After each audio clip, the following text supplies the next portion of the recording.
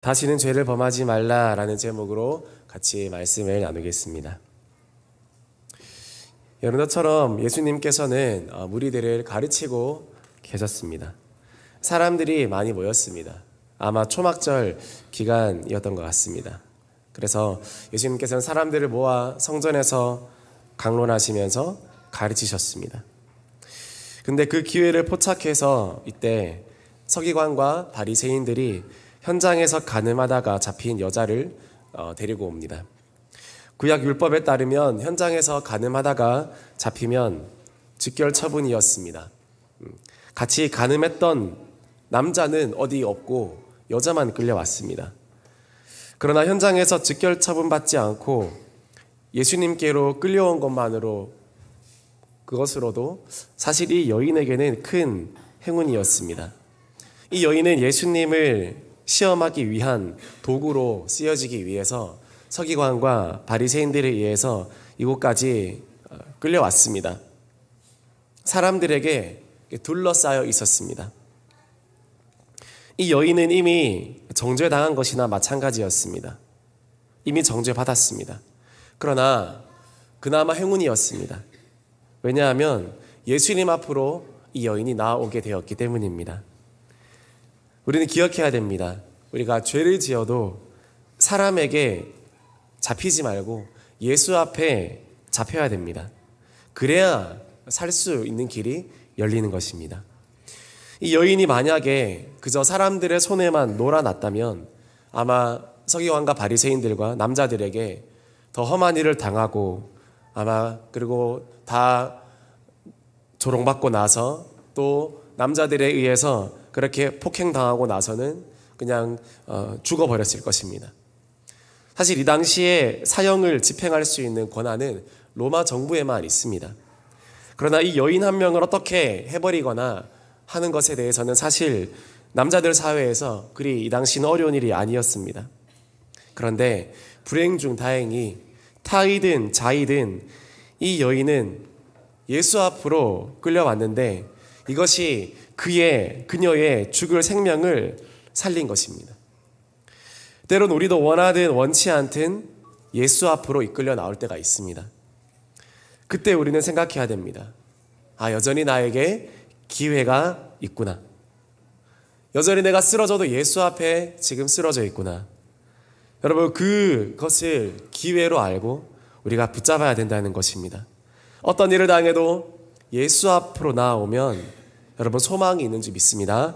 아무리 세상이 보기에 험악하고 또 험악한 일이라 할지라도 예수 앞에 엎드려져야 됩니다. 쓰러져도 예수께로, 넘어져도 교회에, 엎어져도 하나님의 사람들에게.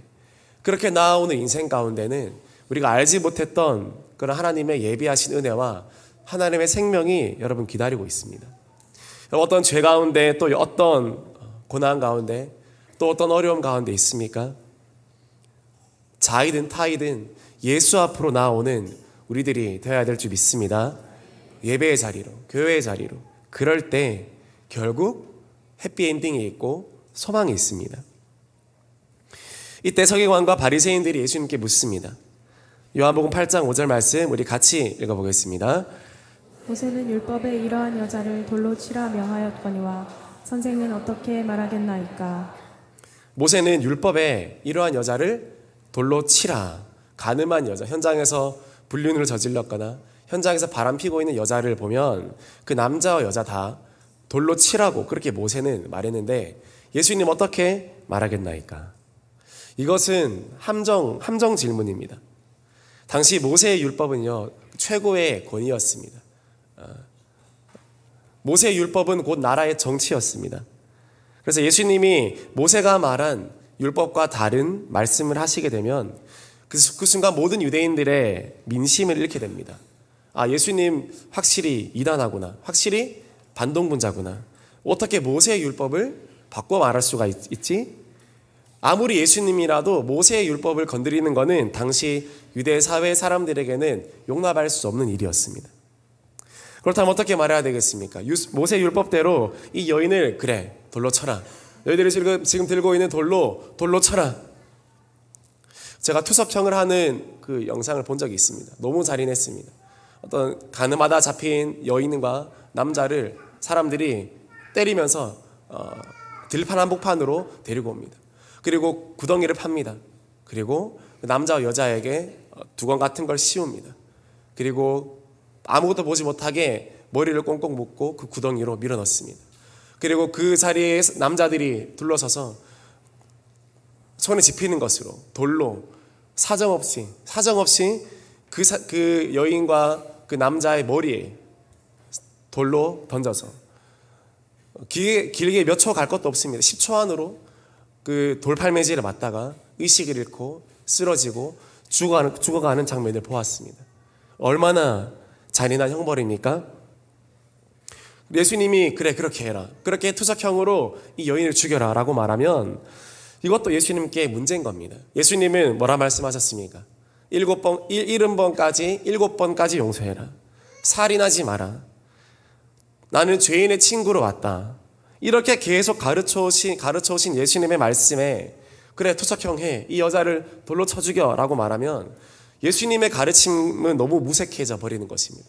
예수님 사랑하라 했는데, 원수를 사랑하라 했는데, 그렇게 예수님은 이렇게도 하지 못하고 저렇게도 하지 못하는 상황에 이렇게 몰고 가는 것, 그것이 바로 서기관과 바리새인들의 그런 전략이었습니다. 이 여자를 죽이면 예수님이 그간 해오셨던 말씀과 가르침에 위배될 것이요, 이 여자를 죽이지 않으면 당시 최고 율법이었던 모세의 율법에 대항한 자로 확실히 낙인 찍힐 것이요, 이것이 그들의 음모였습니다. 이처럼 하나님을 오해하는 사람들, 그리고 나의 정당성을 자꾸 주장하려고 하는 사람들은요, 이렇게 이분법으로 보게 됩니다.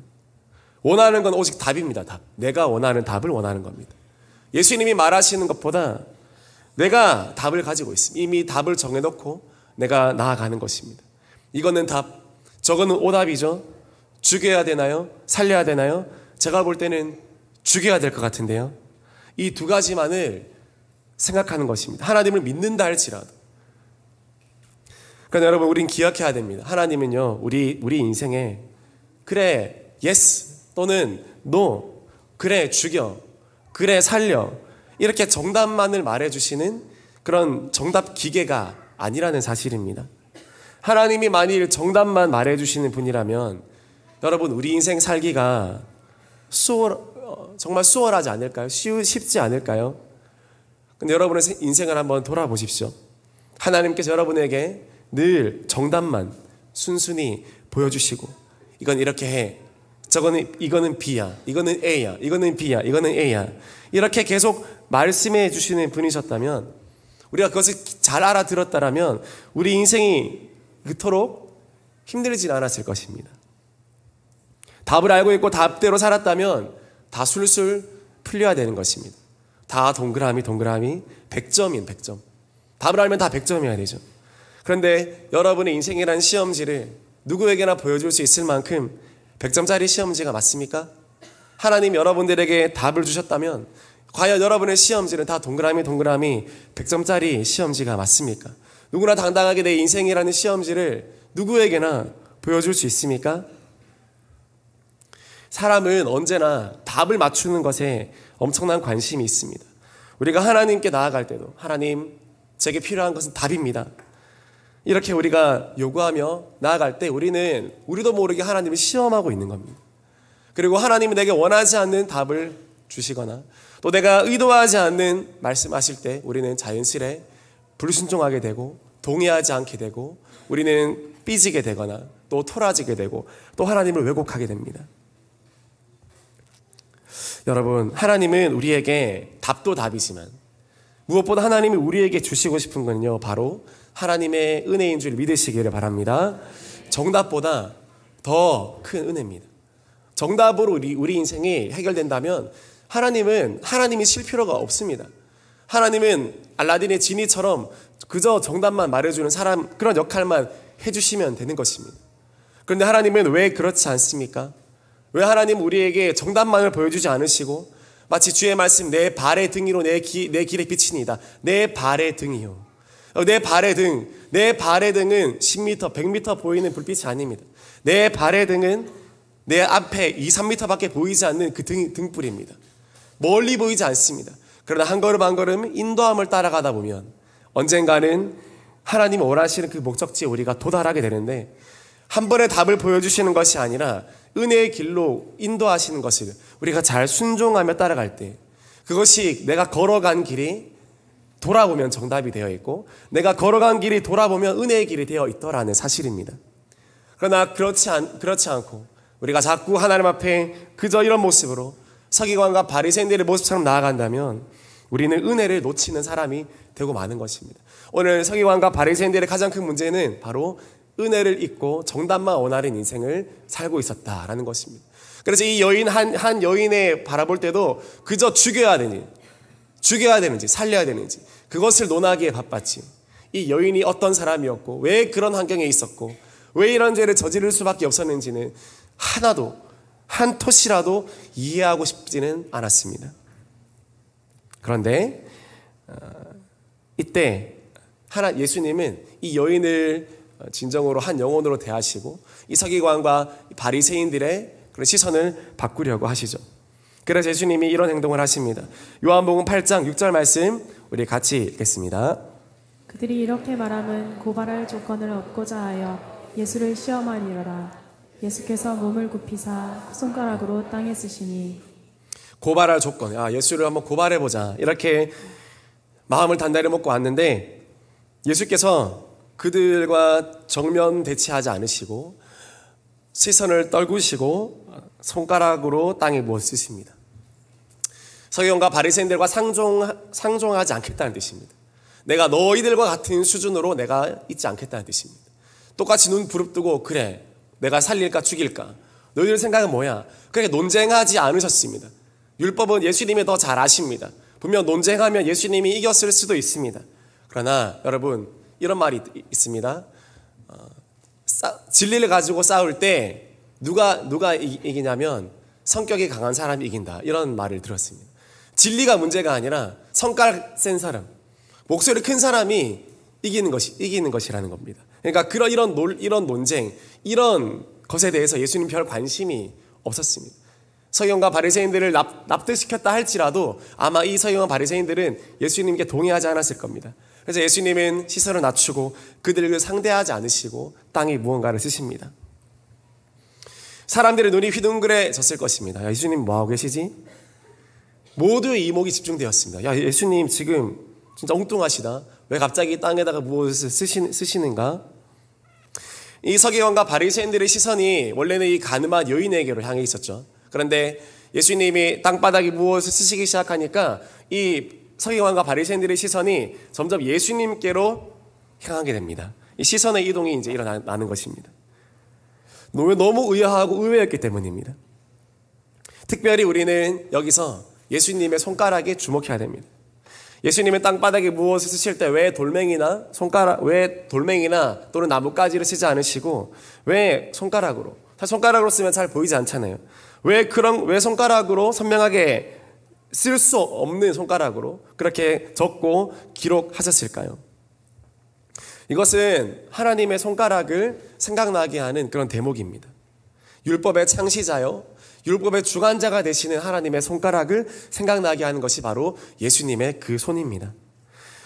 성경에는 이 하나님의 손에 대해서 3번 이야기합니다. 첫 번째는 출애굽기 31장 18절에 나타났습니다. 우리 같이 읽어보겠습니다. 여호와께서 시내산 위에서 모세에게 이르시기를 마치신 때 증거판 둘을 모세에게 주시니 이는 돌판이요 하나님이 친히 쓰신 것이더라. 여호와께서 이스라엘 백성에게 십계명 그리고 증거판 돌을 주실 때 하나님이 친히 쓰신 것이더라. 영어 성경에 보면 by the finger of God, 하나님의 손가락으로 율법을 썼다, 그렇게 이야기하고 있습니다. 하나님이 친히 손가락으로 율법을 제정하시고 하나님이 친히 손가락으로 그분의 신성과 하나님의 거룩함을 나타내 주신 그런 하나님의 손가락이었습니다. 이것이 첫 번째 나타난 하나님의 손가락의 모습이었습니다. 그다음 두 번째 하나님의 손은 어디서 나타났을까요? 바로 다니엘서 5장 5절에 나타나 있습니다. 우리 같이 읽어보겠습니다. 그때 사람의 손가락들이 나타나서 왕궁 촛대 맞은편 석회벽에 글자를 쓰는데 왕이 그 글자 쓰는 손가락을 본지라.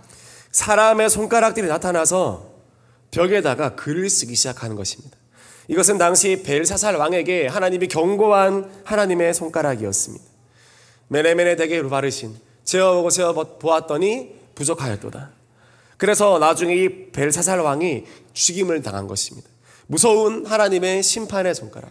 하나님의 손가락은 이렇게 심판하시고 이렇게 한 사람의 인생을 판단하시는 그런 무서운 손가락이 될 수도 있는 것입니다. 그리고 세 번째 하나님의 손가락은요, 바로 오늘 나타난 하나님의 손가락이었습니다.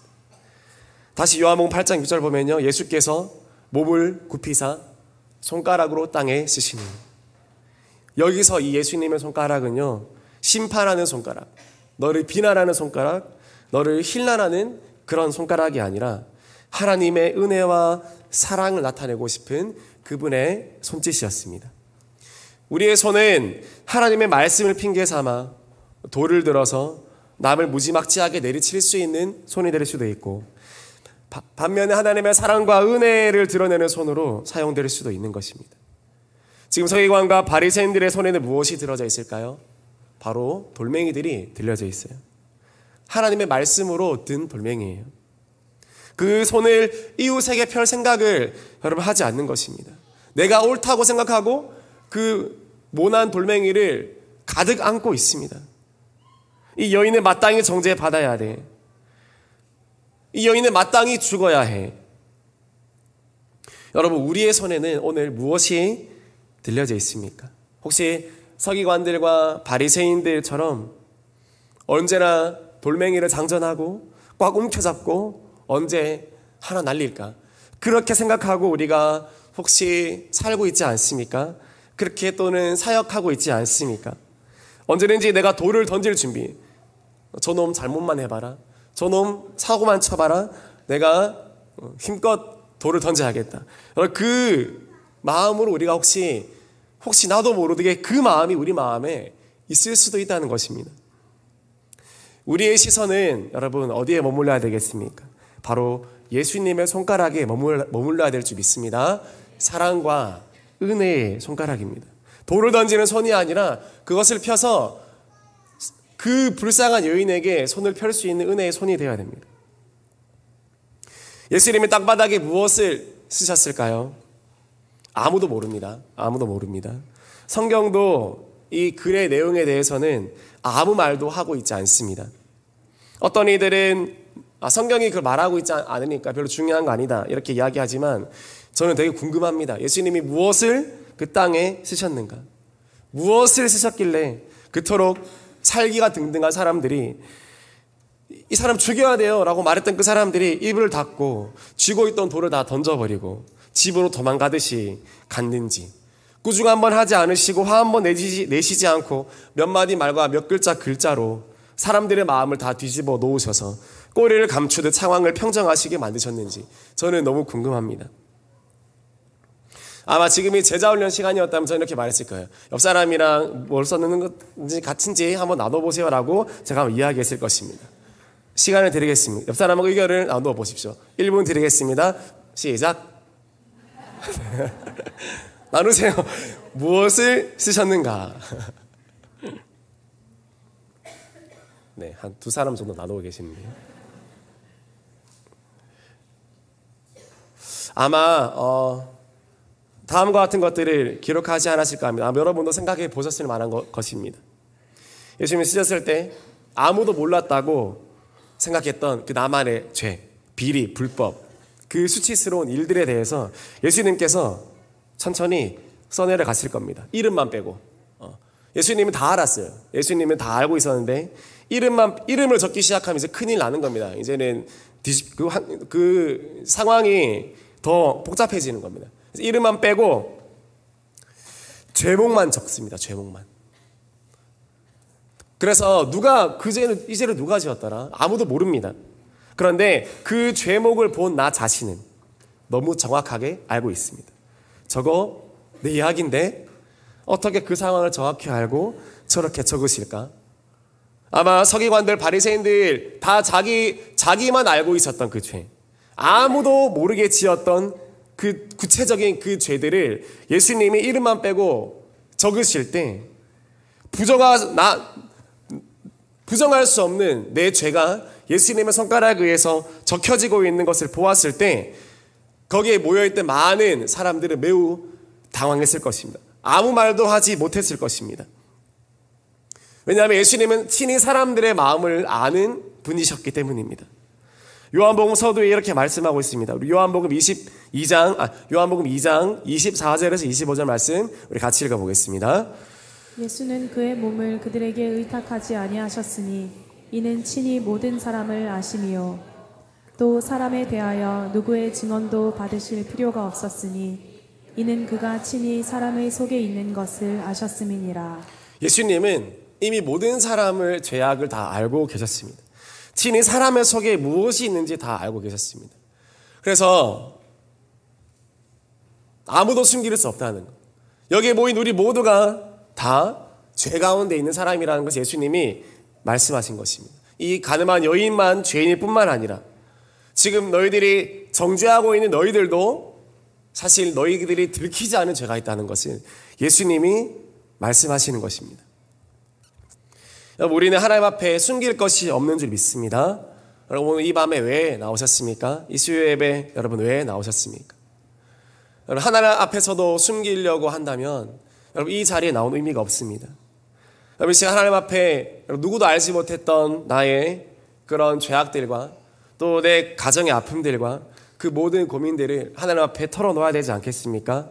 친히 모든 사람을 아시고 친히 사람의 속에 있는 것을 아시는 분, 그 하나님께 우리의 모든 것들을 내려놓고 주님께 나아가는 이 밤이 되어야 되지 않겠습니까? 주님께 아무것도 숨길 것 없는 여러분 이 예배가 되고 이 밤이 되어지기를 주님의 이름으로 축복합니다. 여러분이 세상 앞에서는 좀 숨길 수 있습니다. 사람들 앞에서는 좀 숨겨도 됩니다. 그러나 하나님 앞에서만큼은 숨기지 않고 하나님 앞에 정직하게 나아가는 저와 여러분들이 되기를 소망합니다. 그것이 우리의 살 길입니다. 요한복음 8장 7절에서 8절 말씀 계속해서 읽겠습니다. 그들이 묻기를 맞이 아니하는지라 이에 일어나 이르시되 너희 중에 죄 없는 자가 먼저 돌로 치라 하시고 다시 몸을 굽혀 손가락으로 땅에 쓰시니 계속 손가락 쓰십니다. 너는 이거야, 너는 이거야, 너는 이거야. 딱 보면 저거 내 죄인데 어떻게 나 알고 있지? 어떻게 어젯밤에 내가 누구와 만났고 누구와 무슨 짓을 했는지 어떻게 알고 있지? 너무 놀랬습니다. 그래서 말합니다. 죄 없는 자가 먼저 돌로 치라 이렇게 이야기합니다. 저도 그렇습니다. 저도 사람들에게 보이기 싫은 그런 치부와 실수가 있습니다. 사람들이 이건 몰랐으면, 이 내 모습에 대해서 성도님들이 이건 몰랐으면 좋겠다. 이거는 내 아내도 몰랐으면 좋겠다. 그런 치부, 그런 실수 다 있는 것입니다. 저도 있는 것입니다. 다른 사람들이 향해 저게 사람이야? 저 사람은 좀 혼쭐 나야 돼. 막대 먹었어. 진짜 엉망진창이다. 그렇게 속으로 생각하다가도 하나님은 예수님의 손가락을 보게 하십니다. 제 손에 들고 있는 돌멩이가 아니라 예수님이 쓰고 계신 저의 모습에 대해서 집중하게 할 때가 있습니다. 너는 얼마나 의인이니? 너는 얼마나 깨끗했니? 너는 얼마나 함부로 남을 판단하고 정죄하기 쉬운 사람이니? 그렇게 예수님이 되물어 오실 때가 있습니다. 그러면 제 마음 가운데는 회개가 올라오게 되고요. 그리고 물론 이 사람, 저 사람 정말 판단받을 사람 많지만 가장 먼저 판단받고 가장 먼저 정죄받아야 할 사람이 바로 나 자신이었구나 라고 생각되면서 하나님이 보시는 눈으로 제 눈을 바꿔주실 때가 있습니다. 내 눈으로 보는 거 말고 내 수준, 내 환경, 내 신앙의 수준으로, 내 기도의 수준으로, 내 양심의 수준으로 바라보는 것이 아니라 하나님이 보여주시는 눈으로 그 사람을 보여주실 때가 있다는 것입니다. 그럴 때 말씀하십니다. 너희 중에 죄 없는 자가 돌로 치라. 여러분, 여기서 예수님 말씀하신 죄 없는 자가 돌로 치라라는 말에는요, 어떤 의미가 있냐면요, 죄 지을 가능성이 전혀 없는 자라는 의미가 이 안에 들어있습니다. 죄 지을 가능성이 전혀 없는 자, 죄의 욕망이나 의도가 전혀 없고 실제로 어떤 죄도 짓지 않은 사람, 이 말이 죄 없는 자라는 정확한 뜻입니다. 누가 있습니까? 아무도 없지 않습니까? 한 사람이 있습니다. 예수님 계십니다. 예수님은 지금 하나님의 위치에서 너가 심판하고자 하느냐? 그런 사람들에게 말합니다. 그렇다면 너는 하나님의 기준을 가져야 된다. 하나님처럼 행동하고 싶니? 그러면 너가 하나님처럼 거룩해야 된다. 그렇게 이야기하는 것입니다. 가능하겠습니까? 불가능하죠. 나는 완전하지 못합니다. 우리는 허물이 많습니다. 우리는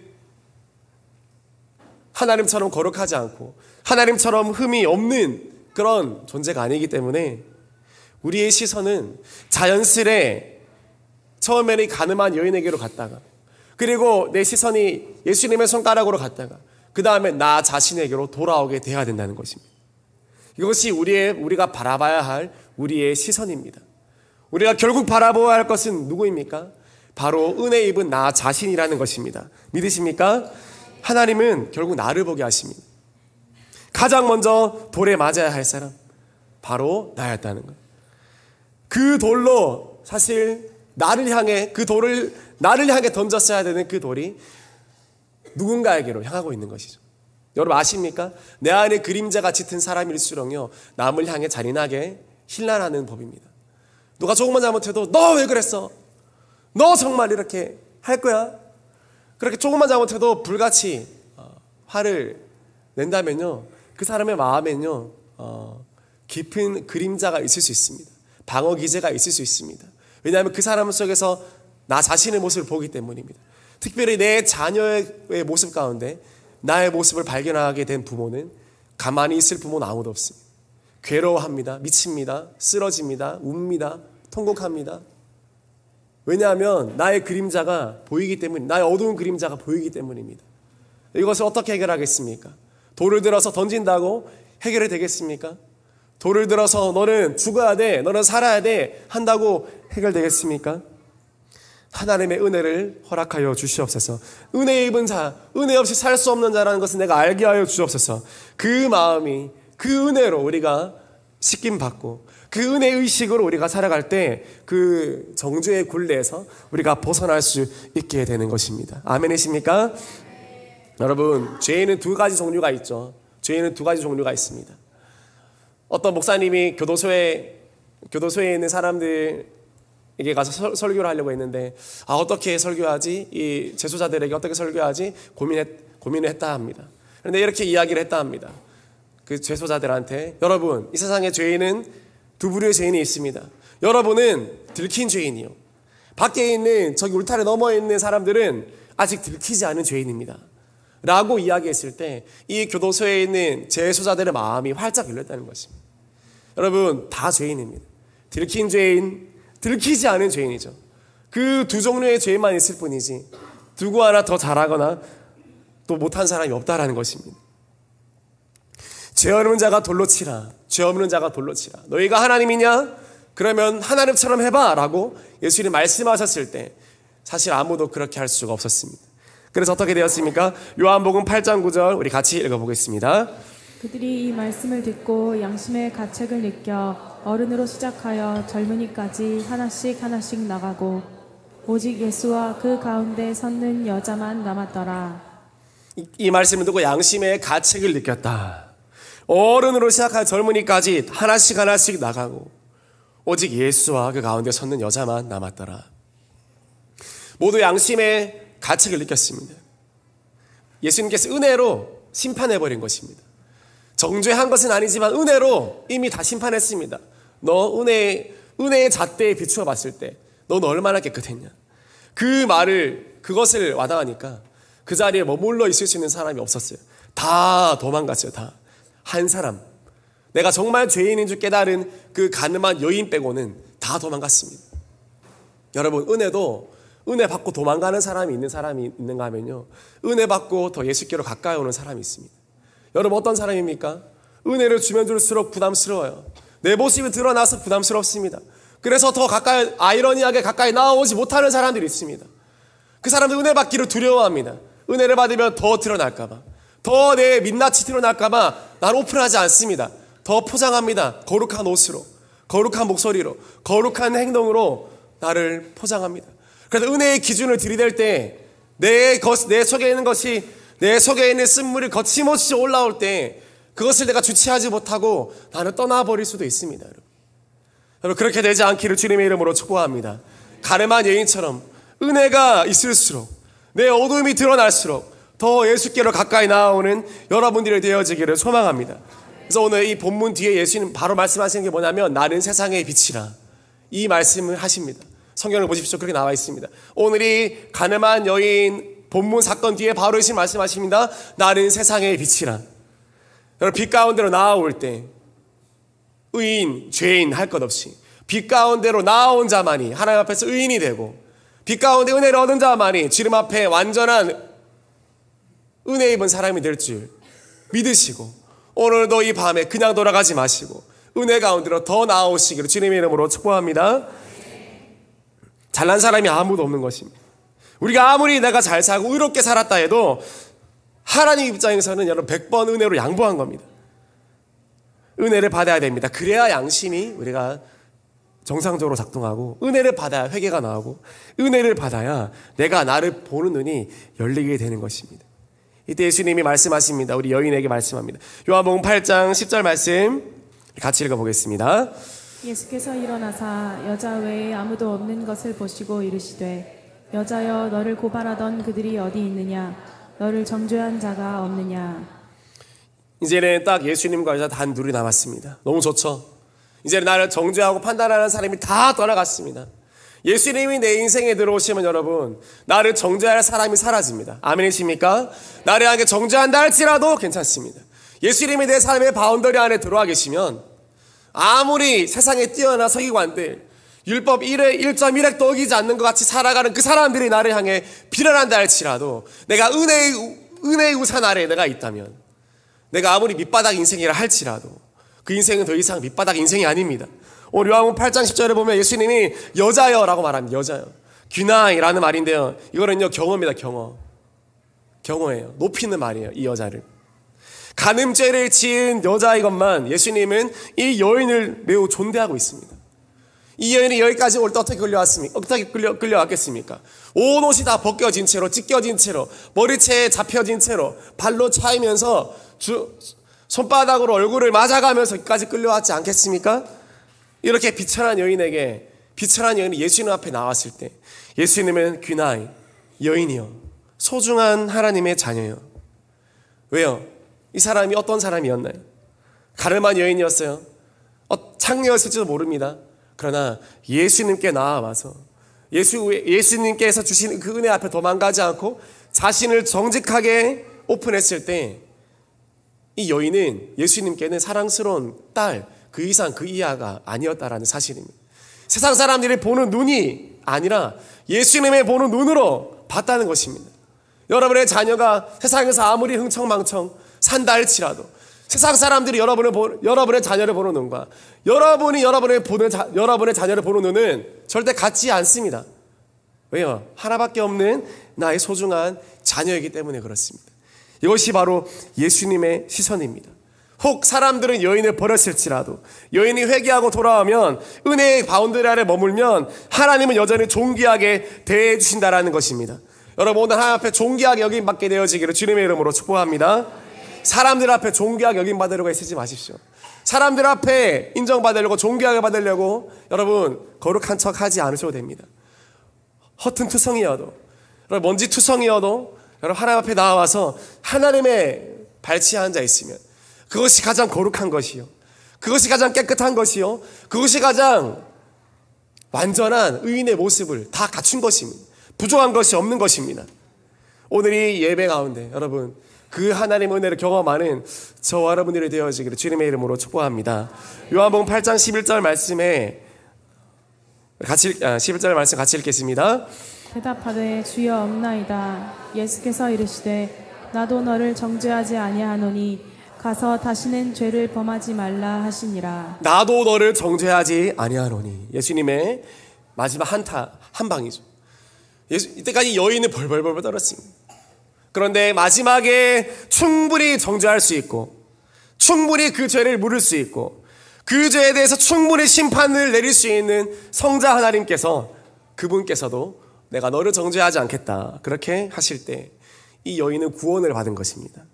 돌에 맞을 육체적인 죽음에서 구원을 받았을 뿐만 아니라 이 여인의 영혼까지 정신적인 상처, 심리적인 피해, 전인, 영혼 다 어떻게 보면 그 앞날에 펼쳐질 모든 인생까지 구원하시는 말씀이었습니다. 내가 너를 정죄하지 않겠다.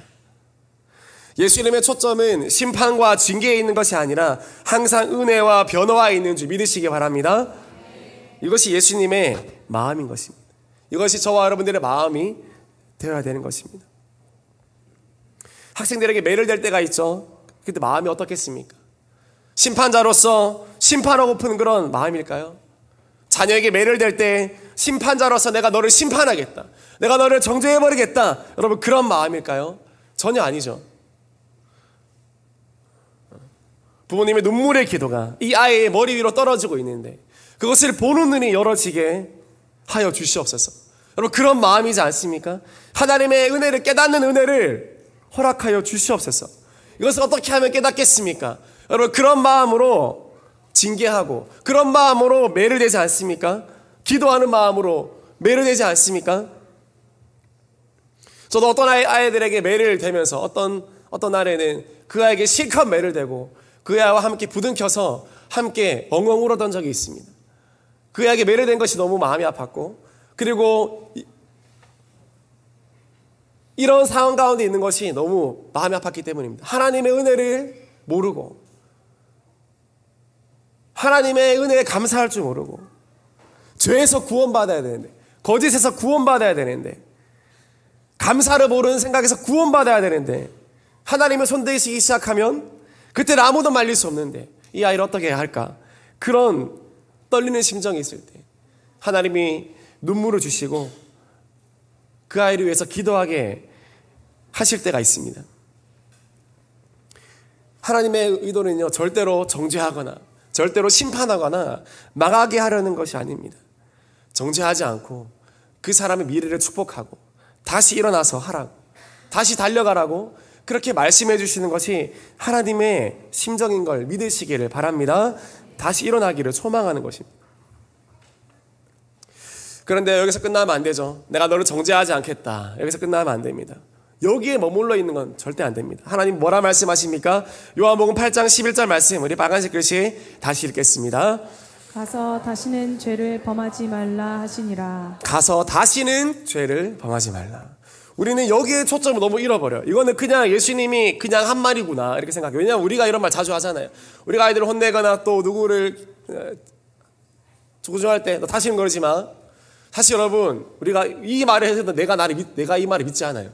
왜냐하면 몇 개월이 지나면 1년 뒤에 2년 뒤에 다시 이런 문제로 돌아올 줄 알아요. 그래도 말하는 거예요. 다시는 그러지 마라, 다시는 그러지 마라. 그런데 예수님 말씀하십니다. 가서 다시는 죄를 범하지 말라. 예수님이 그냥 한 소리가 아닙니다. 이거는 여러분 하나님의 공의를 나타내는 말입니다. 가서 다시는 죄를 범하지 말라. 예수님의 핏값으로 말하는 소리입니다. 사랑보다 여러분 공의가 먼저라는 것입니다. 공의가 충족돼야 사랑이 오게 되는 것입니다. 예수님 십자가 형벌이라는 공의가 충족되고 난 후에 우리에게 구원이 주어졌습니다. 예수님 십자가 형벌이라는 그 공의가 충족되고 난 후에 하나님의 사랑이 비로소 우리 안에 적용되기 시작합니다. 예수님 십자가 형벌이라는 공의가 충족되고 난 후에 우리가 천국 갈 자격이 생기는 것입니다. 공의가 충족돼야 사랑이 오는 것입니다. 이것을 우리는 뭐라고 부릅니까? 은혜라고 부릅니다. 은혜 안에는 양면의 칼날입니다. 여러분, 은혜를 받는 사람은 너무 좋아요. 공짜니까, 너무 편하니까 은혜를 받는 사람 너무 좋습니다. 근데 하나님의 입장에서도 그게 은혜일까요? 하나님이 그 은혜를 만들어내기 위해서 뒤에서 무엇을 하셨습니까? 철저한 대가 지불을 다 하신 것입니다. 예수님의 생명을 내어주신 것입니다. 예수님의 피를 뚝뚝뚝 흘려내신 것입니다. 은혜를 받는 우리는 공짜지만 은혜를 주시는 하나님에게는 철저한 대가 지불이 있었던 것입니다. 여러분, 이 은혜에 이 감사하고 값싼 은혜, 값싼 용서에 우리가 물들지 않기를 주님의 이름으로 축복합니다. 제가 다시는 이 죄를 범하지 않겠습니다. 하나님이 싫어하시는 이 죄, 제가 다시는 범하지 않겠습니다. 이 사랑과 이 감격을 알 때, 이 예수님의 이 생명을 거신 이 용서, 다시는 죄 범하지 마. 왜냐하면 내가 너를 위해서 죽을 거니까. 이 말이 생략되어 있는 거예요. 너 다시는, 우리는 그런 말 하지 않아요. 누가 잘못했을 때 너 다시는 죄를 짓지 마. 너 죄 지으면 나 그때 죽어버릴 거야. 여러분, 그렇게 말하는 사람 아무도 없잖아요. 그 아이가 아무리 큰 죄를 지었다 하더라도 내가 너를 위해 죽을 거니까, 너 그 죄 한 번만 더 지으면 내가 뛰어내려 버릴 테니까 너 그 죄 짓지 마. 그렇게 말씀하는 부모는 아무도 없습니다. 부모라 할지라도. 예수님은요, 그 말을 한 거예요. 다시는 죄를 짓지 마라. 괄호 열고, 내가 너를 위해 죽을 거니까. 너가 그 죄를 한 번 더 지으면 내가 너를 위해 죽어버릴 거니까 다시는 그 죄를 짓지 마라. 예수님은 정말 진심으로 말한 것입니다. 이것을 깨닫는 사람이 그 죄를 또 지을까요? 그 진심을 느낀 사람이 또 그 죄를 반복할까요? 절대 그렇지 않죠. 여러분, 가서 다시는 죄를 범하지 말라. 이 말의 무게를 우리가 이제는 가볍게 받아들여서는 안 될 것입니다. 에이, 또 용서해 주시겠지. 또 회개하면 그렇게 해주시겠지. 그러면 성장이 없는 것입니다. 그러면 하나님의 마음을 죽었다 깨어나도 우리가 알 수 없는 것입니다. 다른 사람들을 품을 수도 없는 것입니다. 먼저 하나님의 원함이 우리 마음 가운데 이루어져야, 진정한 회개가 이루어져야 주님의 마음으로 우리가 사역할 수 있고, 또 진짜 용서할 수 있고, 진짜 사랑할 수 있는 것입니다. 인간적으로 생각하면 동정해주고 싶죠. 이해해주고 싶고. 그런데 예수님은 아니라고 합니다. 그럴 수 없다라고 합니다. 예수님의 생명, 그 핏값이 값싼 은혜가 아니기 때문에 그렇습니다. 여러분, 예수님 오늘 하시는 말씀, 내가 너를 정죄하지 않겠다, 이 말씀을 소망으로 다시 받으시기를 주님의 이름으로 축복합니다. 그리고 주님, 알겠습니다. 그리고 내가 다시는 이 죄를 범하지 않겠습니다. 그것으로 여러분 응답하는 여러분이 되어지기를 주님의 이름으로 축복합니다. 이것으로 응답하는 우리 다음 세대가 되어지기를 주님의 이름으로 축복합니다. 그런 자에게 하나님의 놀라운 은혜가 있고, 하나님의 놀라운 용서가 있고, 하나님의 놀라운 기적이 있습니다.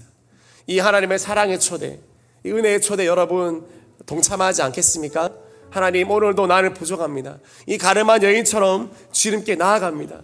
주님, 저를 은혜로 심판하셔서 하나님, 제가 이 죄 가운데 머물러 있지 않게 하시고 하나님 안에서 새로운 회복을 얻게 하여 주시옵소서.